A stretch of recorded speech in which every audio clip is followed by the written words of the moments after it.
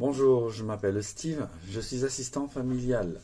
Le métier, je l'ai fait avec mon épouse et tous les deux, nous sommes agréés, chacun pour 3 accueils et nous travaillons pour le département. Nos accueils sont tous des placements judiciaires et les raisons du placement sont différentes pour chacun d'entre eux. En majorité, c'est un grand manque de soins, plus des négligences scolaires et des parents très limités neurologiquement. Et nous accueillons aussi des enfants ayant subi de l'inceste parental ou intrafamilial. Dans le cadre de mon travail d'assistant familial, je m'investis au mieux pour mieux comprendre les pathologies de chacun des enfants et comprendre les traumas des violences intrafamiliales. Afin de compléter mes compétences professionnelles, je travaille bénévolement au sein de l'UFNAFAM et de l'EFA pour partager mes connaissances et mes activités sur le terrain. Donc aujourd'hui, dans le cadre de l'EFA, je vais vous présenter un couple qui sont en cours d'adoption d'un enfant qui leur a été confié. Bonjour, je m'appelle Franck, je suis assistant familial depuis 2014. Je travaille pour l'EPDSAE, j'accueille 3 enfants et j'ai 3 enfants. Bonjour, je m'appelle Fanny, je suis assistante familiale depuis 16 ans, je travaille pour le département. J'ai un accueil, avec mon mari on a 3 enfants et on a adopté Milan depuis le 1er avril. Franck et Fanny, du coup j'ai plusieurs questions à vous poser. Et puis la première question qui me vient à l'idée, c'est quel est le statut de Milan à son arrivée chez vous? Et si vous pouvez aussi m'expliquer un petit peu le contexte familial. Bah voilà, Steve, en fait, le statut des Milan était un statut judiciaire. Il a été placé dès la naissance, dû au fait que maman avait plusieurs addictions et que c'était une grossesse non désirée, donc pas de suivi médicaux durant toute la grossesse. Très bien Fanny, j'ai bien compris. Et du coup, à quel moment vous pouvez me dire où Milan était susceptible de devenir pupille d'État?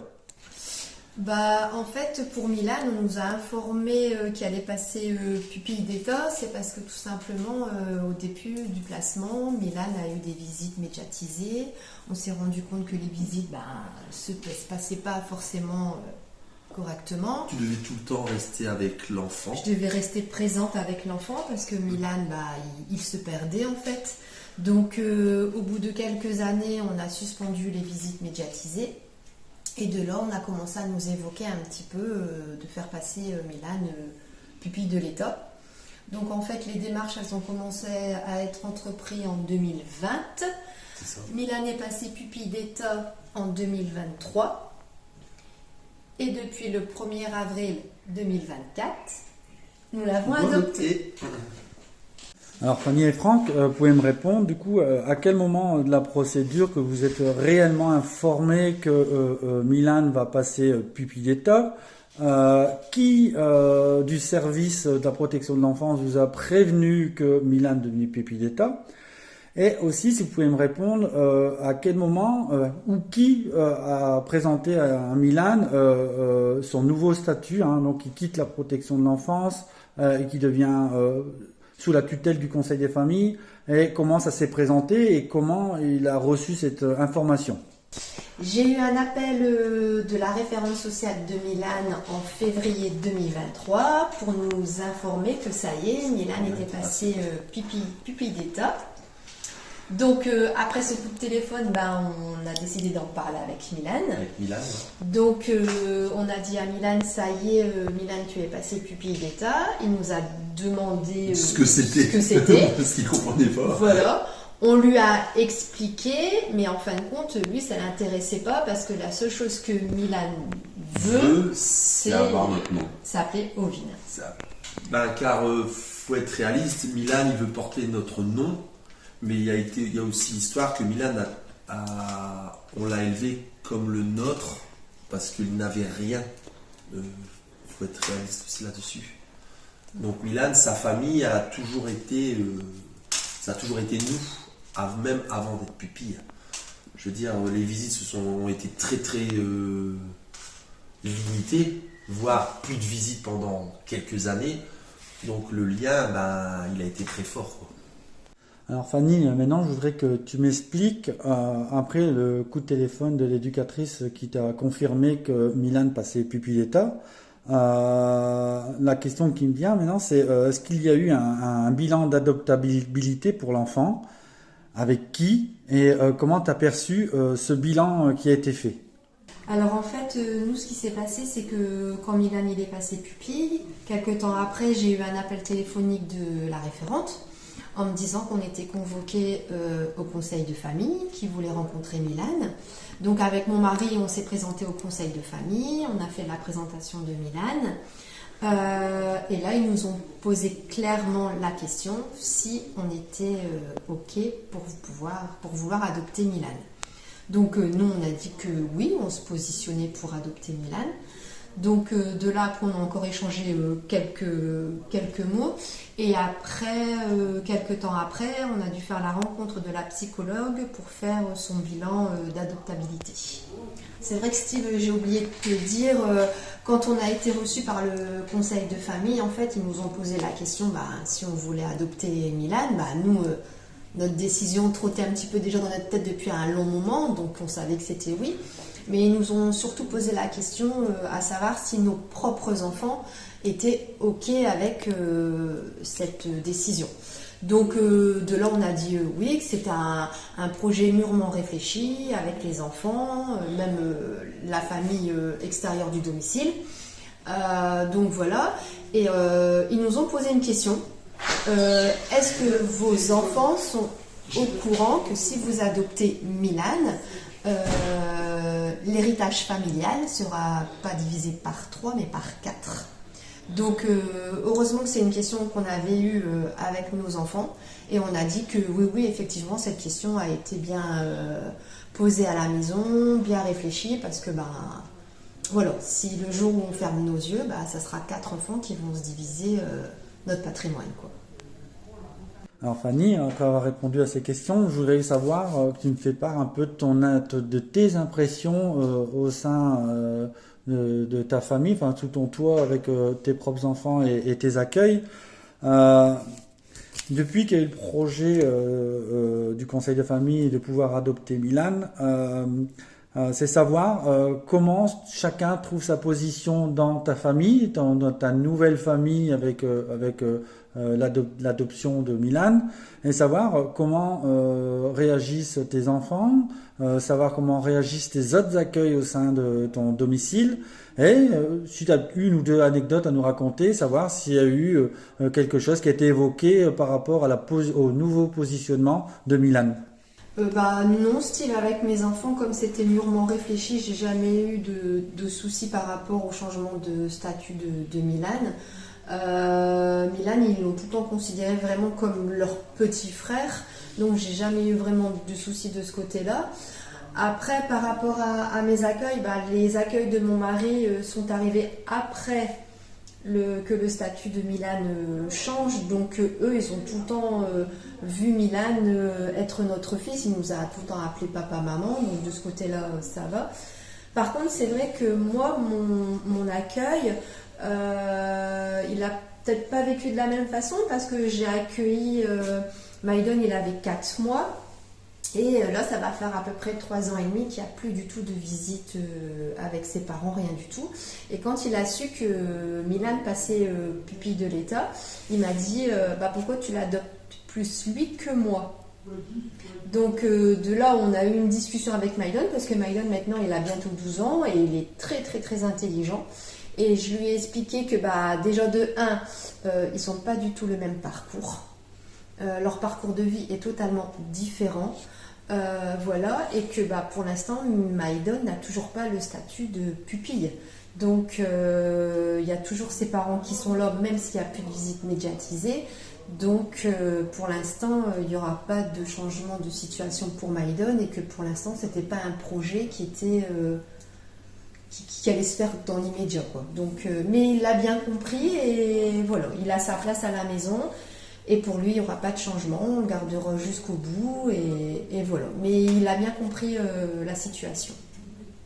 Alors Fanny, maintenant après toutes ces questions, j'aimerais bien aussi que tu me dises, depuis que Milan a bifurqué au Conseil des familles, est-ce que tu as pu avoir un professionnel qui gravite autour de toi pour répondre à tes questions, pouvoir discuter sur des questions diverses à ce nouveau statut que lui aura et que toi tu vas avoir, et aussi qu'est-ce que c'est qui pourra symboliser le passage de porter son nouveau nom, cette filiature qu'il peut avoir avec vous, et voir si tu as eu un professionnel qui puisse t'aiguiller par rapport à différentes questions qui pourraient émerger.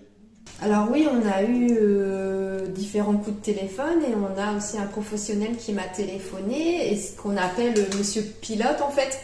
Et c'est lui qui nous a orientés vers différentes thématiques par rapport à Milan. Et en fin de compte, il est venu à la maison parce que déjà de 1, il a voulu nous rencontrer. Et après, il a voulu rencontrer Milan. Donc, parce qu'il a dit, j'aime bien avoir un visage sur un prénom.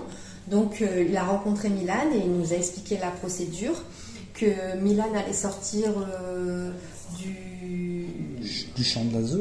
Du champ de l'ASE, et que en fin de compte, ça allait être des autres professionnels qui allaient s'occuper de lui, qu'il allait avoir une tutrice, et que à partir de maintenant, toute demande, toute autorisation devait passer par la tutrice et plus par l'ASE en fait. Ce qui est bien aussi, c'est quand cette personne vient à notre domicile, c'est que on peut lui poser beaucoup de questions, parce que on s'interroge sur beaucoup de choses, et en fait notamment pour les vacances, est-ce qu'on doit demander des autorisations? Et en fin de compte, on m'a dit que si on prenait Milan et qu'il restait en France, on n'avait plus besoin d'autorisation, parce que on l'avait adopté. Donc on l'a adopté moralement, mais pas administratif. C'est-à-dire que Milan, il est adopté depuis le 1er avril de cette année. Mais ce qui se passe, c'est que, on le garde pendant 6 mois à titre gratuit. Donc, c'est-à-dire que depuis que Milan a été adopté, je ne suis plus rémunérée en fait. Donc, voilà. Donc ça, le monsieur pilote nous a bien expliqué que maintenant la procédure était lancée et que Milan, on allait l'accueillir à titre gratuit. Donc pendant cette période de 6 mois, je peux pas, il est toujours reconnu au niveau de la CMU, je peux pas l'avoir sur ma carte vitale. Au niveau de sa carte d'identité, il n'a pas encore mon nom de famille, il est toujours sous son nom de famille, parce que dans 6 mois, on va passer devant le juge judiciaire en fait. JE. Voilà, JE. Et c'est lui qui va permettre à Milan de changer de nom de famille. Et c'est à ce moment-là qu'on pourra vraiment tout faire, les papiers administratifs, que ce soit sur la CAF, parce que je ne l'ai pas non plus sur la CAF. Je ne l'ai pas au niveau de la banque, parce que il n'est pas sous mon nom. Je ne l'ai pas au niveau du CE. Je l'ai pas, voilà. À l'heure d'aujourd'hui, pendant 6 mois, j'ai adopté Milan, mais toujours pas sous mon nom de famille en fait. Ok Fanny, j'ai bien compris. Maintenant, je voudrais, avec Franck, que vous m'expliquiez, est-ce que vous avez organisé un moment particulier avec Milan, votre nouveau fils? Est-ce que vous avez organisé un événement avec votre famille, les autres enfants accueillis, histoire de symboliser ce passage à l'adoption? Est-ce que tu peux m'en dire plus? Alors, on n'a pas vraiment fait de fête ou de grands repas familial à l'annonce de Milan qui soit passé pupille d'État, parce que en fait... considéré déjà comme... il faisait déjà partie de la famille à la base. C'est pas une adoption. Il était à la maison depuis. Même lui ne comprenait pas. Je veux dire, pourquoi faire une fête? De toute façon, j'ai toujours vécu là. C'est ma maison. Il a toujours pris pour sa maison. Il n'y avait que ici, donc. Non, c'est vrai. Mais après, comme on a dit, comme on voulait le faire baptiser. On va le faire baptiser. Comme nos 3 premiers enfants, on s'est dit, on profitera aussi de ce moment-là pour vraiment officialiser l'adoption de Milan, tout en faisant attention aussi à nos autres accueils. Oui, parce qu'on a un accueil qui a 12 ans. Lui, pareil, il va peut-être pas s'épuiser depuis des torts, mais il a un vécu avec ses parents, donc c'est encore une autre histoire, parce que lui demande aussi pourquoi lui, on ne pourrait pas l'adopter.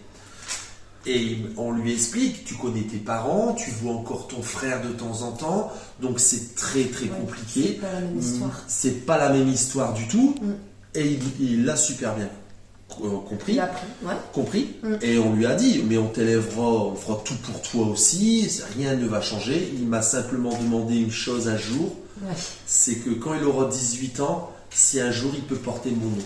Voilà, c'est compliqué.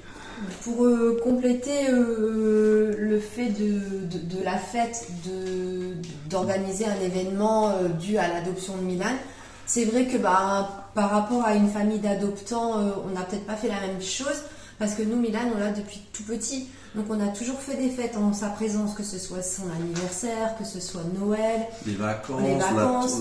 On a marié notre enfant, enfin ma plus grande fille, il a été petit garçon de bonheur, il a porté les alliances. Voilà. Donc pour Milan, comme il fait vraiment partie intégrante de la famille, il aurait peut-être pas même compris pourquoi on aurait fait une grande fête. Il l'aurait pas compris. Lui, il l'aurait pas compris. Ouais. La seule chose qu'il veut, pour lui, son plus beau cadeau, c'était porter le nom. Après le reste, c'est aléatoire, je pense, pour lui. C'est aléatoire. Et je vais être franc, pour nous aussi, parce qu'il fait partie de la famille. Donc oui, on va faire quelque chose pour fêter ça au moment du baptême, mais sans non plus faire des choses.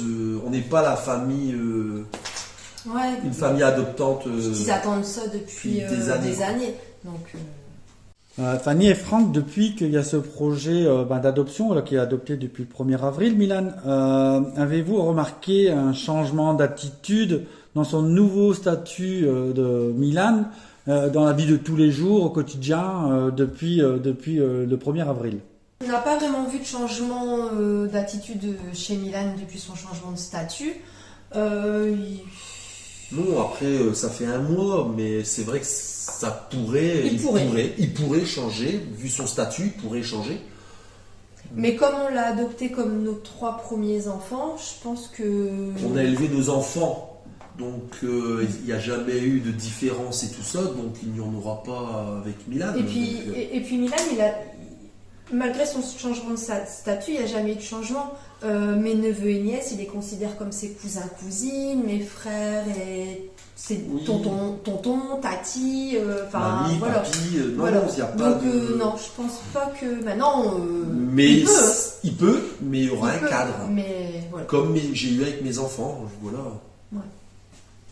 Alors, Fanny et Franck, je voudrais aussi savoir, est-ce que vous avez pu aménager un temps par rapport à l'adoption autour de la nouvelle situation de Milan, sachant que vous êtes des professionnels et forcément c'est pas évident de trouver un moment et exclure les autres enfants vis-à-vis de Milan. Vous allez me donner la réponse, et aussi je voudrais bien voir si vous avez des changements sur votre vie en tant que professionnel via cette adoption de Milan. Alors on n'a pas pris un temps de congé d'adoption pour Milan parce que faisant famille d'accueil, on a des obligations vers les autres enfants de la maison. Donc c'est pas quelque chose qu'on fera. Non, je pense pas du tout. Et après le changement de vie familiale, oui, forcément, il y en a un parce que moi, Milan passe de enfant placé à enfant adopté, donc forcément ça engendre... Ça engendre beaucoup de choses, ça engendre, et ça a été travaillé, on en a parlé énormément de temps, parce qu'il y a une perte énorme de salaire. Ça prend une place, et ça, c'est un sujet aussi à parler, et les gens ont du mal à en parler de ça, mais il faut être réaliste, il y a une perte de salaire, et une place en moins. Donc voilà, mais l'amour a été plus fort que l'argent.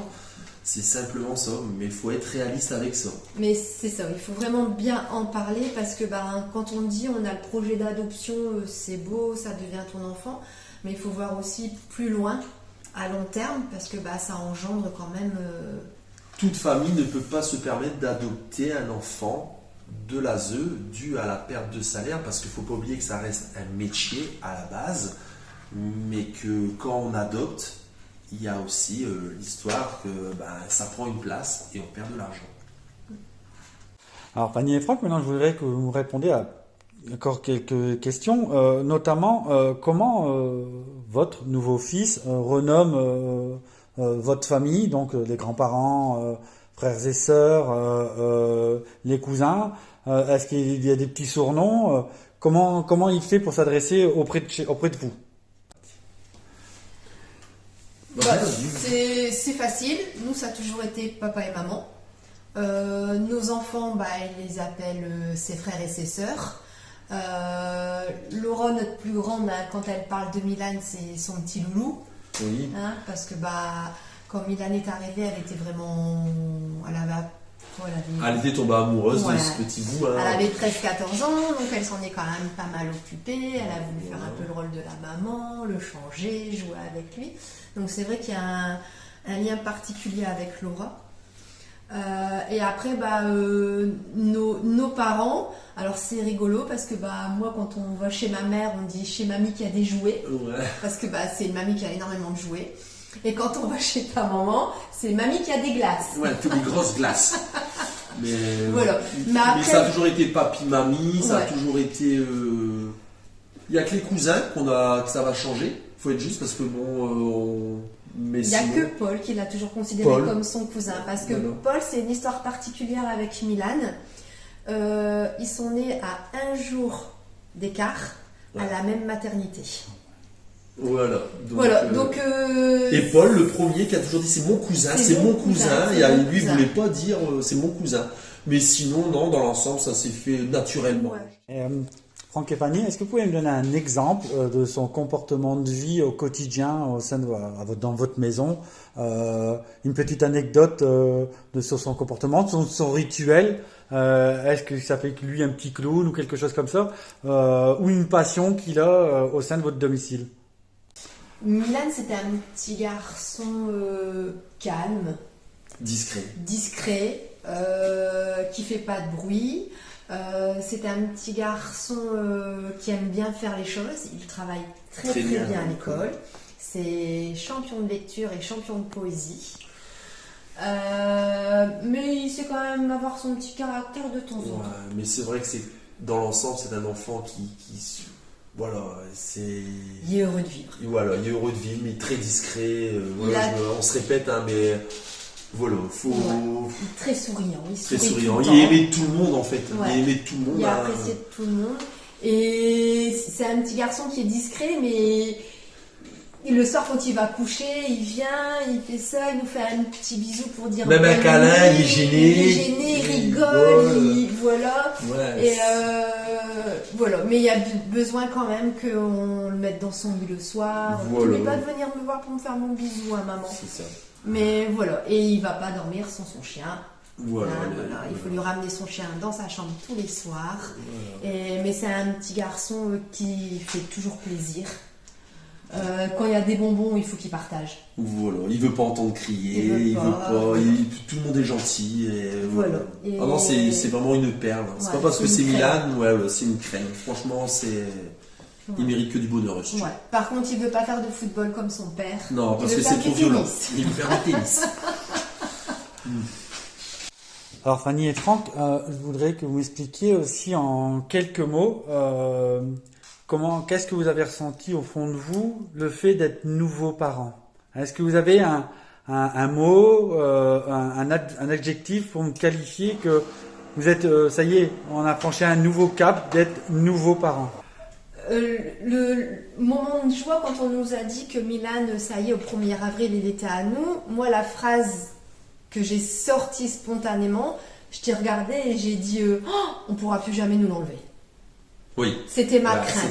C'était ça. Toi, Ah ouais, moi c'était ma crainte de dire peut-être qu'un jour on va me l'enlever, les parents vont revenir.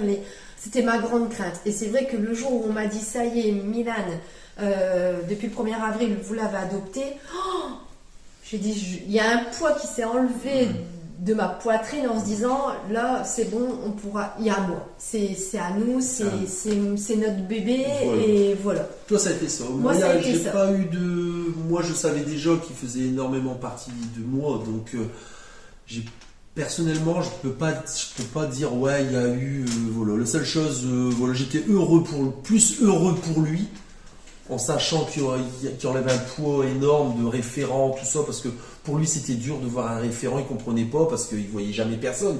Donc quand il voyait le référent une fois, 2 fois par an, il se dit mais pourquoi elle vient me voir Puis de toute façon la plupart du temps il se cachait en dessous de la table. Il voulait pas parler. Il était vraiment pas bien quand il savait qu'il y avait la référente sociale ou quoi qui allait venir à la maison. Donc voilà. Franck et Fanny aussi, je voudrais savoir l'accompagnement entre l'ASE et le conseil des familles. Il doit y avoir certaines différences. Est-ce que vous pourriez m'évoquer l'accompagnement et en quoi est-il différent en tant que le conseil des familles et en tant que l'ASE? le changement entre l'ASE et puis le conseil de famille, en fait, c'est simplement le lien fonctionnel, ouais, ou hiérarchique, parce qu'au final, maintenant, on a un peu moins de compte à rendre au niveau de l'ASE, vu que tout se passe par rapport au conseil de famille. Donc que ce soit autorisation, que ce soit demande, c'est systématiquement par le conseil de famille. Donc moi, par rapport à Milan, j'ai plus rien à voir en fait avec l'ASE. Toute demande passe par le conseil de famille. Franck, apparemment, tu as quelques arguments à rapporter à ce que Fanny voulait dire. Non, c'est pas grand chose, c'est simplement que c'est pas comme une famille ordinaire qui va adopter un enfant. Le conseil de famille, par exemple, quand on a été avec Milan déjà se demandait ce qu'il faisait. Il ne comprenait pas. Pour lui, c'était déjà encore un poids pour lui, parce que quand ils lui ont posé la question, tu t'aimerais bien que ça, tu t'appelles où? Tu t'aimerais bien, tu vas les appeler. Tu changes de nom de non, famille. Voilà, Et pour lui, c'était naturel, et je trouve que personnellement, même eux, le juge, tous ceux qui étaient là, ils se disaient, c'est fait quoi en fait. Ça a été très vite parce que Milan, il savait où il était, il savait ce qu'il faisait. Il savait aussi ce qu'il voulait. Il savait ce qu'il voulait. Il était vraiment au clair, Milan, avec sa situation, son projet. Voilà, et le conseil de famille, inconsciemment, ils étaient là, ils n'avaient pas de questions à lui poser parce qu'il était, c'était parti quoi. C'était clair comme de l'eau de roche. Voilà. Fanny et Franck, sur tout le parcours que vous avez fait avec le conseil des familles, est-ce que vous vous êtes senti à chaque instant soutenu? Si oui, avec qui et avec quelle association? Avec le conseil des familles, avec l'ASE, est-ce que vous avez senti être compris à chaque étape de l'adoption de Milan? Alors, oui, moi particulièrement, j'ai vu que j'ai été comprise, surtout notamment avec la référente sociale. Oui, la référente sociale, franchement, ouais. Puis même pour elle, quoi. Quand on a évoqué notre projet d'adopter Milan, elle était contente. Ouais, elle était super contente. Ça s'est vraiment ressenti. Voilà, et elle nous a dit que c'était un super beau projet et qu'elle nous soutenait et que si on avait un souci quelconque, on ne devait pas hésiter à l'interpeller. Et après, c'est vrai que le monsieur pilote, quand il était venu, ce monsieur, pareil, il nous a soutenus, il nous a expliqué toutes les démarches, etc. Parce qu'il y en a quand même pas mal. Mais c'est vrai que non, on a été entendus. Mais vraiment surtout, et on n'a pas été jugés sur... quand on a commencé à parler question salaire. Non, ça a été compris. Vraiment... Et il nous a fait comprendre aussi que c'était un sujet tabou. Oui. Faut être juste. Des fois, les gens n'osent pas le dire parce que voilà. Et moi, je connais des familles d'accueil. Ils voudraient adopter l'enfant, mais ils ne peuvent pas vu la perte financier. Ouais. Et ça, faut pas se voiler la face.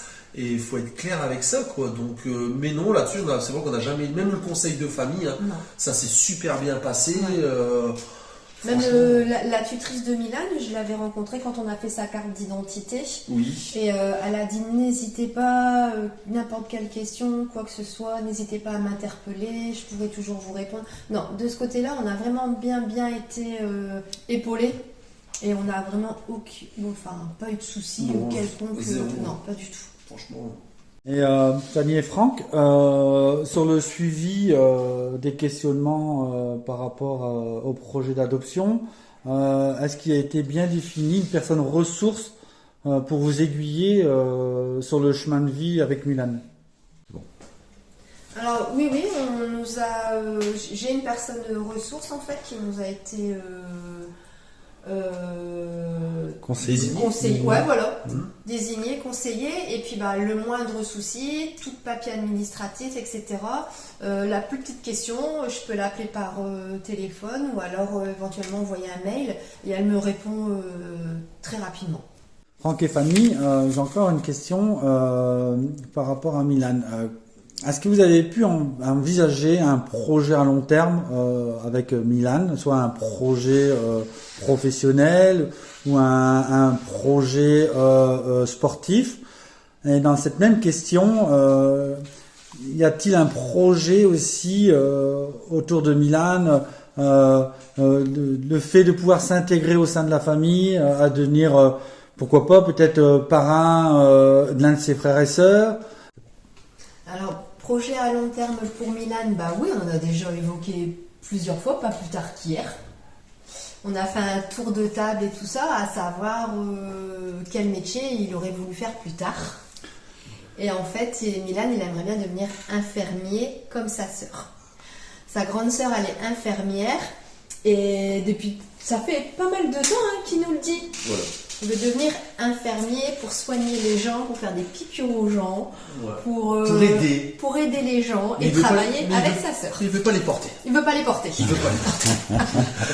Voilà. Donc ce projet-là, après on a un projet sportif, mais bon, il l'a déjà. Il veut pas faire du foot, ça, on l'avait dit. Mais non, mais sérieusement, il veut faire du tennis, donc je vais le suivre au tennis, comme j'ai suivi tous les enfants, même les enfants accueillis. Faut pas l'oublier, au sport, donc j'irai avec lui au tennis, je vais faire des sorties avec lui, si un jour on a la chance de pouvoir aller à Roland-Garros, on ira à Roland-Garros, voilà, même si c'est pas un sport que j'ai dans le cœur, pour lui on peut le faire parce qu'il faut qu'il fasse quelque chose qu'il aime, je dis toujours ça aux enfants, on doit pas faire plaisir, on doit faire quelque chose qu'on aime, sinon après notre projet, ce qu'on a, c'est pour le baptême par exemple, lui trouver un parrain et une marraine. Ça, j'y tiens énormément. Donc, on a déjà des noms. On a déjà des noms, mais on réfléchit encore. Mais voilà, mais c'est sur ce, après, pour qu'il fasse partie de la famille intégrale, quoi. Donc, depuis que vous avez adopté Milan, on sait que c'est tout frais, depuis le 1er avril 2024. Est-ce que vous pensez qu'au terme des 6 mois d'accompagnement du Conseil des familles de l'adoption de Milan, est-ce que vous estimez avoir besoin d'un organisme pour vous accompagner dans les prochains mois ou dans les prochaines années que vous allez grandir et évoluer avec Milan? Est-ce que vous pensez que vous vous sentirez le besoin d'avoir un accompagnement pour des questions diverses avec Milan? C'est bon.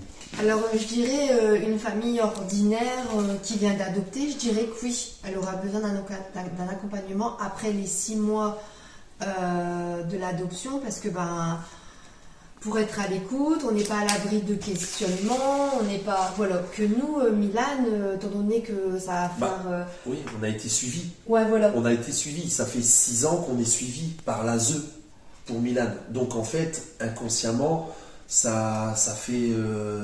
il y a du temps qui a coulé, donc...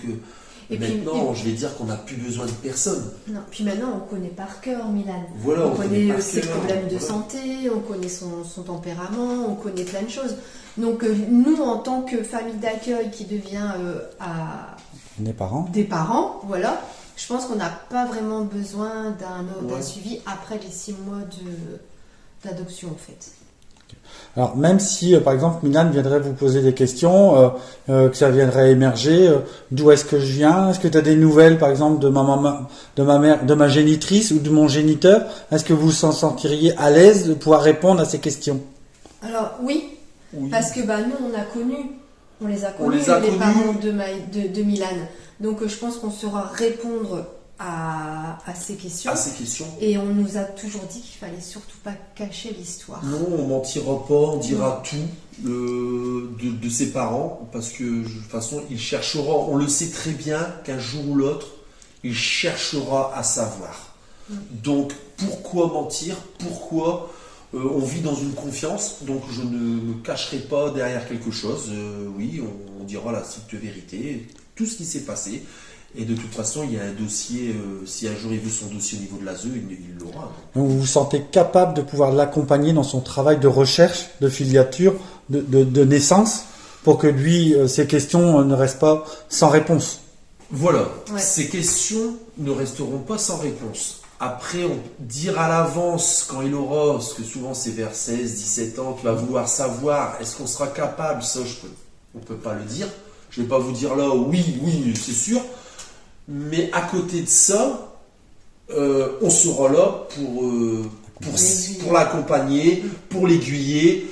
Et voilà, même si, mais non, sinon. Même si, entre guillemets, je sais que ça va nous toucher. Je pense que, voilà, c'est son histoire, Il doit la savoir. c'est son parcours de vie, il doit le savoir. Même si je sais qu'au fond de moi, ça me fera peut-être un pincement au cœur d'essayer de retrouver ses origines, d'essayer de... Il va vouloir savoir le pourquoi. Pourquoi maman m'a abandonné. Donc je pense que ça sera un travail à faire sur nous. Oui. Parce que ça, on nous a posé aussi la question. Hein. Est-ce qu'on sera capable? Est-ce qu'on sera capable de soutenir Milan dans ses démarches, de ne pas s'y opposer? Alors ça, on a dit qu'on n'allait pas s'y opposer. Non, par contre, s'y opposer, le cacher, on ne le fera jamais. Non. Donc, mais c'est sûr qu'il y aura cette chose-là qui va arriver. Ouais. Mais on est prêt. On est prêt. On est prêt à entendre ces questions, en fait. Franck et Fanny, il y a aussi une grande question qui fait partie de votre vie, parce que je vous connais, et là, depuis le 1er avril, vous adoptez Milan, mais vous venez aussi d'être grands-parents. Comment vous arrivez à faire cette distinction entre grands-parents et nouveaux parents? Personnellement, je trouve que ça n'a rien à voir. Grands-parents, c'est avoir un enfant qui vient à ta maison et tu lui donnes du bonheur, et c'est pas à toi de faire l'éducation. Par rapport à ton enfant, là, il y a une éducation à faire et il y a un travail à faire.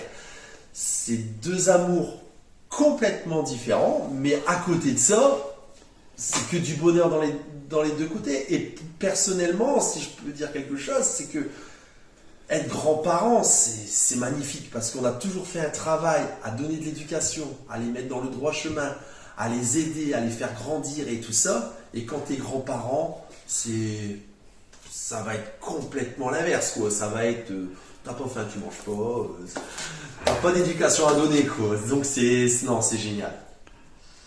Non, c'est vrai. C'est pas du tout le même amour. C'est Milan, ça reste mon bébé, c'est mon enfant, c'est mon 4e enfant, c'est voilà. Mais ma petite fille, c'est pas du tout la même chose. C'est mon bébé qui a eu un bébé, quoi, en fait. Donc l'amour est totalement différent. Et l'éducation. Et l'éducation L'éducation sera est complètement différente. pas la même. Pas la même. Ça sera de l'amour donné différemment, parce que ses parents de ma petite fille seront là pour lui indiquer l'éducation, la conduite qu'elle a à tenir, ses projets de vie, tout ça. Nous, en tant que papi, mamie, on sera peut-être là pour l'accompagner s'il y a des choses à faire, mais ça ne sera pas du tout la même éducation qu'avec mes enfants. Ça n'a rien à voir. Et l'amour n'est pas le même. Non. C'est des amours totalement différents. Depuis que vous avez adopté Milan, comment s'est passée la consécration de l'adoption, et les services, comment se sont retournés vers vous, donc vos supérieurs hiérarchiques ou vos liens fonctionnels, comment ça s'est passé? En fait, ce qui s'est passé, c'est que quand on a su que Milan il était adopté depuis le 1er avril, moi j'ai dû faire un courrier, en fait, à ma chargée d'accompagnement, à ma correspondante, et puis à Madame Auclin, qui est ma chef de service, et en leur expliquant que depuis le 1er avril, Milan avait changé de statut et qu'on l'avait adopté. Et on a eu des retours par mail en nous félicitant de la nouvelle, qu'ils étaient super contents pour nous et qu'ils nous souhaitaient que des bonnes chances par la suite. Et on a reçu un SMS, je sais pas si tu te rappelles, de la péricultrice. Oui. Ouais. Et ça nous a touchés parce que Franck a dû faire son renouvellement d'agrément. On a eu affaire à Madame Vasseur, je vais dire son nom parce qu'elle elle était extra. Elle est extra. Et en fait, elle savait que quelques jours après, que Milan allait être adoptée. Et le jour du 1er avril, elle nous a envoyé un SMS pour nous dire alors heureux, félicitations aux jeunes parents.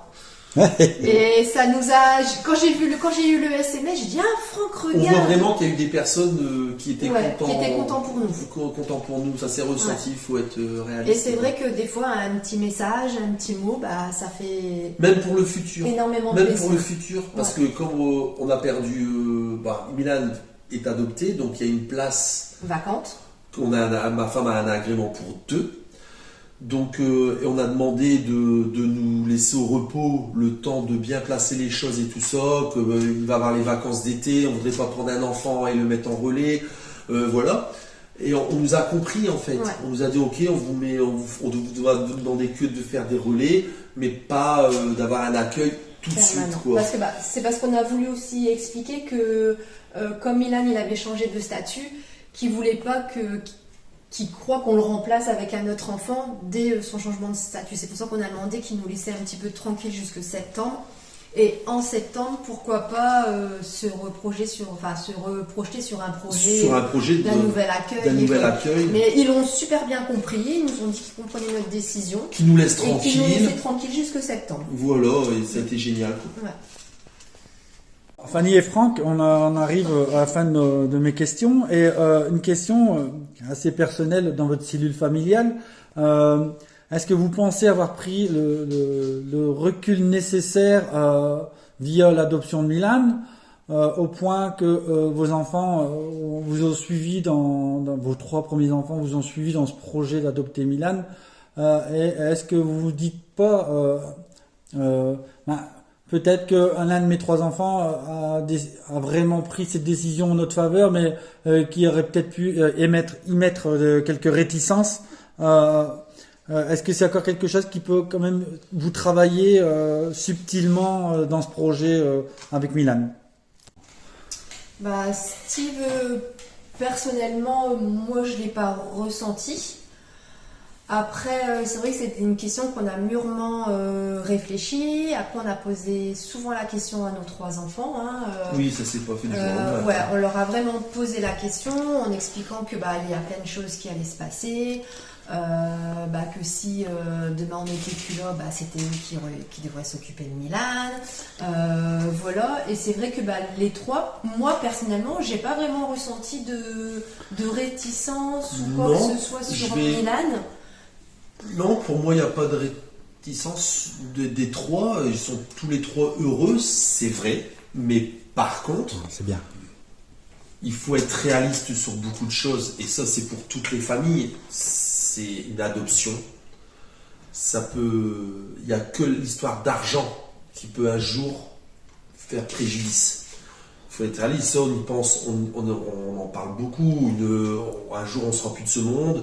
Il y aura un héritage, voilà, et l'argent peut toujours. Donc, c'est sûr que c'est des sujets que j'ai eu énormément avec mes 3 enfants, parce que le partage ne se fait plus avec 3, mais avec 4.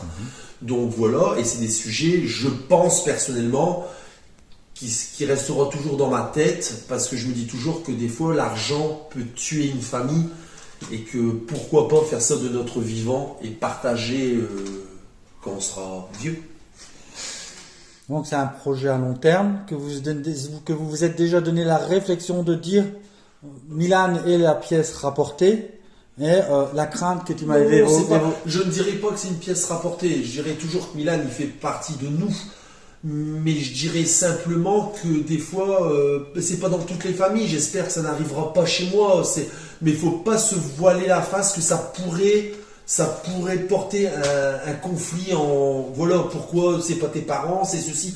On sait pas le futur, on peut jamais savoir en fait, on peut jamais savoir.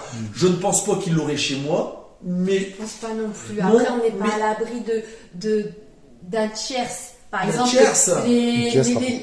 voilà, les époux de nos Voilà, filles, on sait ou pas. même la femme de notre garçon, on ne sait pas. Mais la je- phrase qui tue, par exemple, bah, c'est pas ses parents à la base, mais pourquoi il a autant que toi? Voilà, toutes ces choses-là, c'est la truc qui me travaille le plus au fond de moi.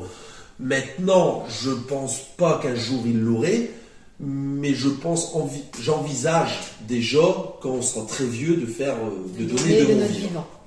Voilà.